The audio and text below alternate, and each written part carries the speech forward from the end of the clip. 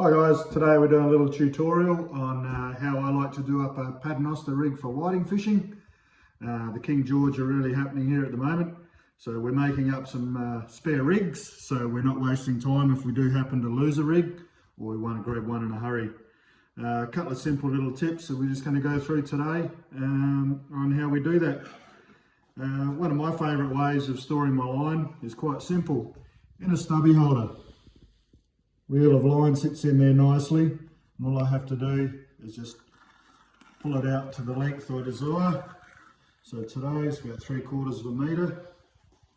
I like to use somewhere around that 25 to 30 pound mark, just because the reef structure around here, the whiting like to live on, can get quite snaggy, and anything a little bit lighter can quite easily break off.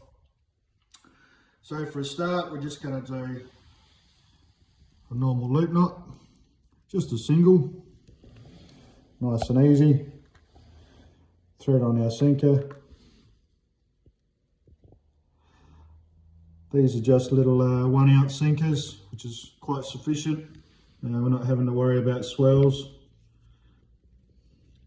Trim off that tag.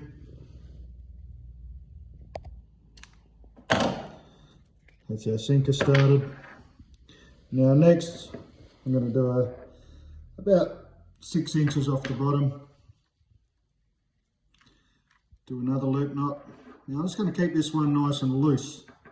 A lot of people pull these tight, and that's just another point to snag on, but you'll see why in a minute. At the moment, my favourite whiting hook is quite simple. Nice little circle hooks.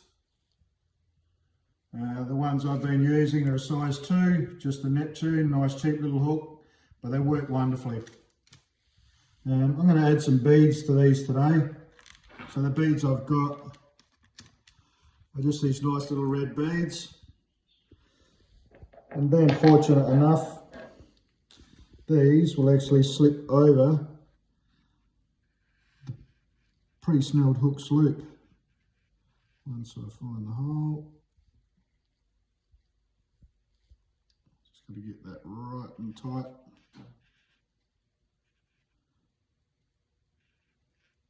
There we go. And just pop that over. Now in our first loop,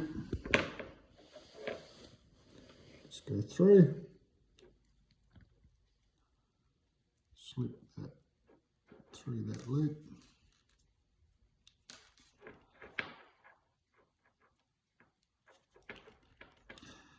Now, we've got our double loop there. What a lot of people is they'll leave that double loop like that.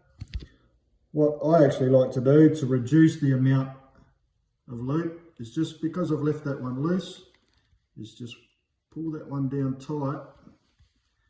And now I've got a nice finished loop that doesn't snag on anything, or a lot less anyway. So that's our first hook done. I'll then go up to our top. Now, to prevent your single loop slipping undone, I'll then go through one more time to make it a double. Whoops, I've gone the wrong way. Once and twice through, pull that tight. It will never come undone now. Trim that off to be snag free as much as we can. Come down again, that's 6 inches. We can just do a single loop because it's only pulling in the one direction, and we're going to pull that tight. Just leave that little bit loose.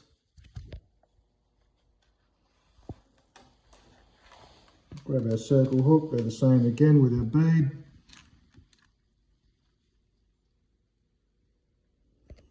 Holding them tight can be tricky. Thread that bead on, pull that through.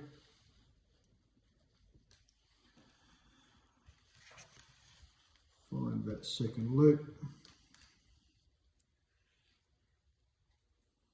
Go through, use your biggest loop, it's a lot easier to get over your hooks. and knots and everything. Pull that one tight, and pull the main line tight again.